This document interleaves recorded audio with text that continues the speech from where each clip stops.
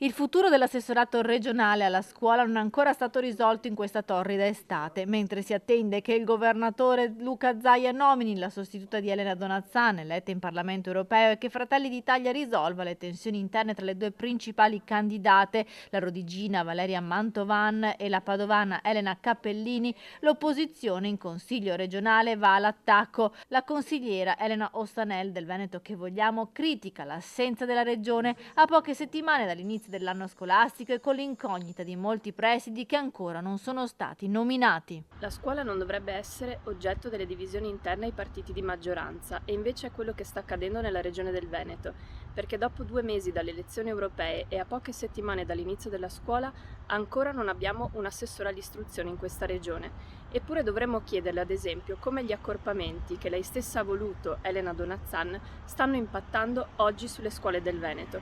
Una riforma che è stata fatta senza il coinvolgimento delle dirigenze scolastiche, degli insegnanti e delle famiglie.